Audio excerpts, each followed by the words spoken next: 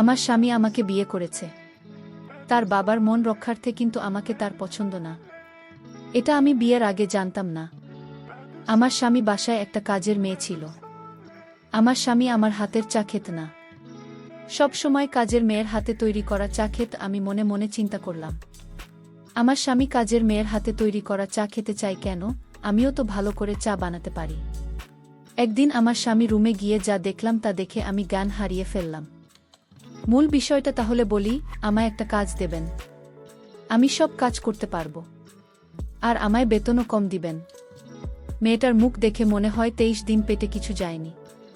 বয়স খুব বেশি হলেও বাক্সের কাছাকাছি হবে। বাইরে জ্বরও হচ্ছে খুব, মাঝে মাঝে বাস করছে। চেহারা হালকা শুকনো মনে হলেও লাবণ্যতা হারিয়ে যায়নি। মেয়েটি দেখতে অনেক সুন্দর, চেহারায় একটা মায়া আছে। মোল্লাবাড়ির বরকতির সেই মায়া থেকে রক্ষা পেলেন না। তার মনে মেয়েটার জন্য অদ্ভুত একটা অনুভূতি জন্ম হয়। তিনি বললেন, তুমি কি রান্না করতে পারো? জি, পারি। ঠিক আছে, আমার ছেলের বিয়ে, রান্নার জন্য লোক নেওয়া হয়েছে। তুমি তাদের হাতে হাতে সাহায্য করবে, পাশাপাশি অন্যান্য যে কাজগুলো রয়েছে সেগুলো করবে। কিন্তু বিয়ের অনুষ্ঠান শেষ হলে তোমায় চলে যেতে হবে না, তুমি আমাদের বাড়িতেই কাজ করবে। জি, তাহলে ভিতরে গিয়ে কাজে লেগে পড়। আর হ্যাঁ, আগে মাথা ভালো করে মুছে কিছু খেয়ে নাও। মেয়েটা চোখে বাড়ির বরকতির দিকে তাকাল, যেন অশেষ কৃতজ্ঞতা প্রকাশের প্রতীক স্বরূপ। এখনই তার চোখ থেকে জল গড়িয়ে পড়বে। বাড়ির বট করতে বললেন, আমি বাড়ির কাউকে ডাক দিচ্ছি, সে তোমাকে ভিতরে নিয়ে গিয়ে সব বুঝিয়ে দেবে। বরকতির ডাক শুনে বাড়ির ভিতর থেকে একটা মেয়ে বেরিয়ে এলো। বয়স খুব বেশি হলে 18-19 হবে। পরনের পোশাক বেশ দামি, গলায় স্বর্ণের অলংকার পরা। মনে হয় এই পরিবারের কোনো সদস্য হবে, বা কোনো আত্মীয় হতে পারে। মেয়েটা এসে বলল, ফুপি আমায় দেখেছে। হ্যাঁ রে, শোন, এই মেয়েটা আজ থেকে আমাদের বাড়িতে কাজ করবে।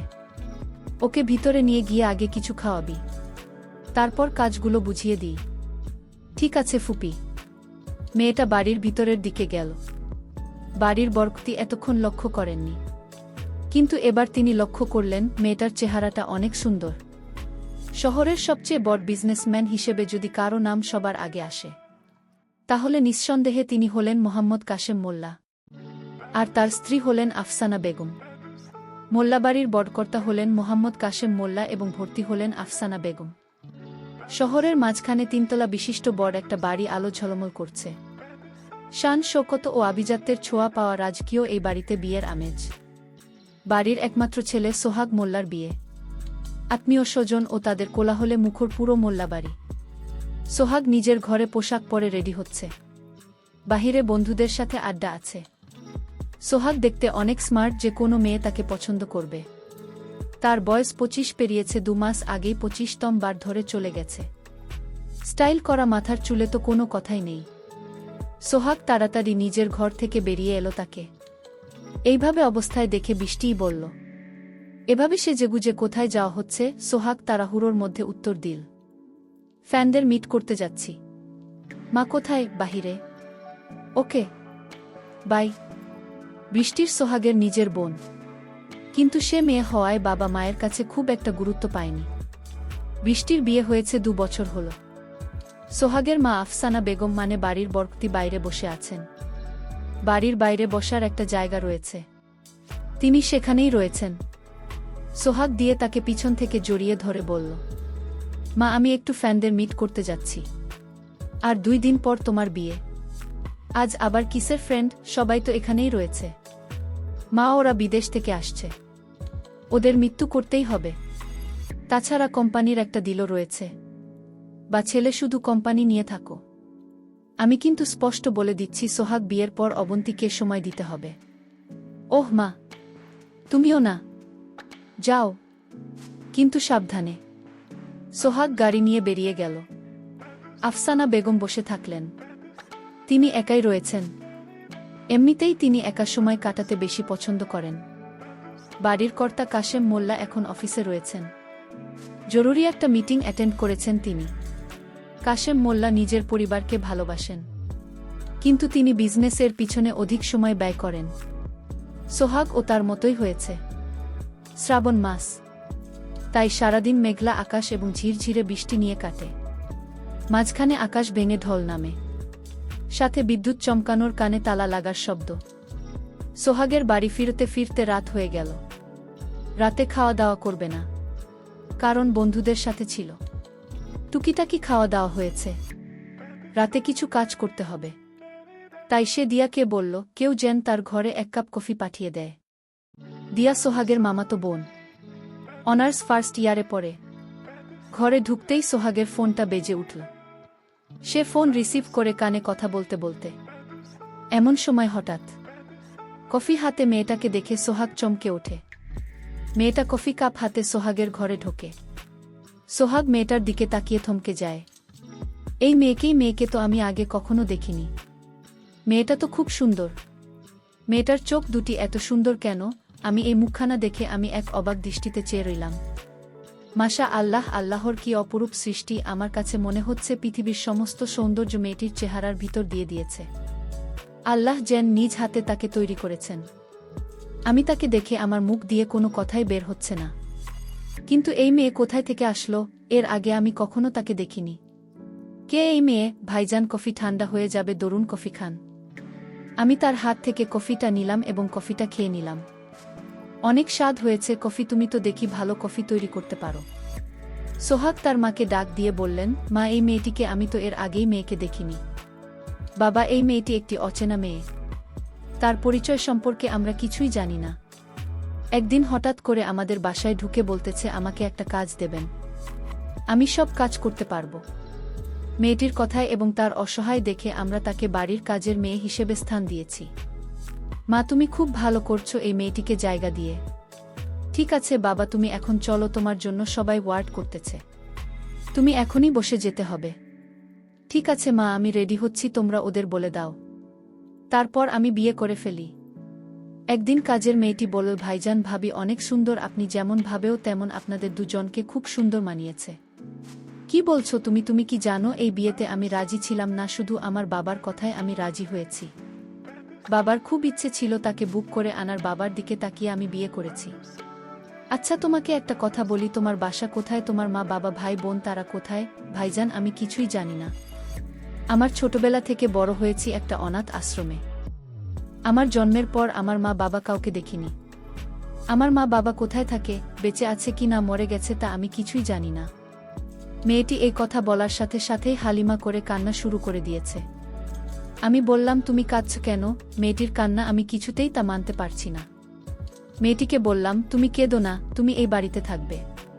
তোমার যখন যা প্রয়োজন হবে আমাকে বলবে, আমি এনে দেব, ঠিক আছে? এখন আর কেঁদো না। আচ্ছা, তোমার নামটা কি? যেহেতু তুমি বাড়িতে আছো সেহেতু তোমার নামটা জানা দরকার। তোমায় কি নামে ডাকবো? মেয়েটি বলল, দেখুন ভাইজান, আমার নাম অনাথ আশ্রমের সবাই মমিনা ডাকত। আচ্ছা ঠিক আছে, এখন থেকে তোমাকে মমিনা ডাকব। আচ্ছা যাও, এখন গিয়ে ঘুমাও। পরদিন সকালে দেখি ভাইজান ভাবের সঙ্গে কি নিয়ে যেন কথা কাটাকাটি করতেছে। আমি আড়াল থেকে শুনতে তাদের সব কথা শুনছিলাম। সোহাগ ভাইয়া বলছে, আমি তোমাকে বিয়ে করতে চাইনি। তোমার বাবা আর আমার বাবা আমাদের দিয়ে দিয়েছে।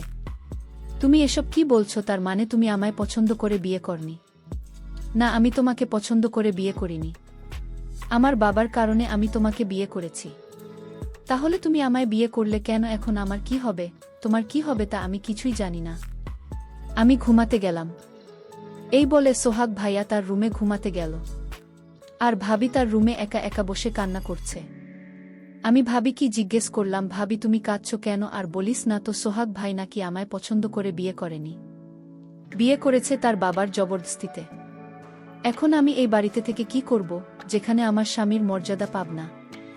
উঠতে বসতে নানা কথা বলবে, তা আমি কিছুতেই সহ্য করতে পারব না। মমিনা, এখন আমি কি করব? ভাবি আপনি কোনো চিন্তা করবেন না, সব ঠিক হইয়া যাইব। সোহাগের দাঁত দিল, মমিনা তুমি আমার জন্য 1 কাপ চা বানিয়ে নিয়ে আসো। ঠিক আছে ভাবি, আমি চাই। ভাইজান চা বানিয়ে নিতে বলছে। ঠিক আছে যাও। নিজের বুকে রেখে কাজের মেয়েকে বলছে চা বানিয়ে নেওয়ার জন্য। হায়রে কপাল! কাজের মেয়েটি সোহাগের ঘরে চা নিয়ে গেল। ধন্যবাদ বস। এখানে মমিনা, তুমি জানো তুমি কতটা সুন্দর? তোমাকে আল্লাহ যেন তোমায় নিয়ে হাতে তৈরি করেছে। কি যে বলেন ভাইজান, আমাকে কি ভাবে কত সুন্দর? দূরের কথা বলো না, ওকে আমার ভালো লাগে না। ভাইজান, আমি যাই করি যাই বা আর কিছুক্ষণ বস। তোমাকে একটা কথা বলতে চাই। কি কথা ভাইজান? এই মুহূর্তে ডাক পড়ল, কাজের মেয়েটি কোথায় গেল? মা ডাকছে আমায়, আমি যাই। ঠিক আছে। এদিকে তার বিয়ে করা স্ত্রী বলল, আপনি নাস্তা করবেন না? নাস্তা করতে আসেন। সোহাগ তার উত্তরে বলল, আমার খিদে নেই, তুমি খেয়ে নাও। এই কথা বলে সোহাগ ঘর থেকে বের হয়ে গেল। আমার স্ত্রী মায়ের কাছে গিয়ে নালিশ করে বলল, আপনার ছেলে আমার কোনো কথাই শোনে না, এমনকি আমার সাথে সময় ব্যয় না। কি বলছো বোমা? এ কথা তুমি আমায় আরও আগে বলনি কেন? আজ বাড়িতে আসুক। রাতে যখন সোহাগ ঘরে আসলো তখন তার মা জিজ্ঞেস করলেন, বোমার কোনো কথা রাখো না কেন? বৌমাকে তোমার পছন্দ হয়নি? না না, তুমি তোমার বৌমাকে নিয়ে তুমি থাকো। কেন বাবা, তুমি তো বিয়ের আগে এমন ছিল না, এখন এমন হলে কেন? কি হয়েছে তোমার? আমার কিছুই হয়নি মা, আমি ঠিক আছি। মা, আমি ঘুমাব, ডিস্টার্ব করো না তো। সোহাগ তার রুমে গিয়ে মমিনাকে ডাকল, মমিনা, এক কাপ চা দেবে আমায়? জি ভাইজান, আমি জানি, আসছি। সোহাগ ভাই রুমে চা নিয়ে যেতে বল, বস মনিনা। না ভাইজান, আমি বসবো না, আমার কাজ আছে, ঘরে রান্না বান্না করতে হবে। আরে রাখো তুমি কাজ, আমি তোমায় একটা কথা বলতে চাই। উদ্দিন মায়ের জন্য বলতে পারিনি। বলেন ভাইজান, কি বলবেন? মমিনা, আমি তোমাকে বিয়ে করতে চাই, তোমার কোনো আপত্তি আছে? ভাইজান, কি বলছেন? আপনার কি মাথা ঠিক আছে? আমি একটা সামান্য কাজের মেয়ে, আমি অনাথ আশ্রমে বড় হয়েছি, আর বিপদে পড়ে আপনার বাসার কাজের মেয়ে হিসেবে আমাকে আপনার বাবা মা আমাকে জায়গা দিয়েছে। আমি কি আর আপনি কি? মমিনা, আমি কিছুই বুঝি না, তুমি কি, তোমার পরিচয় কি?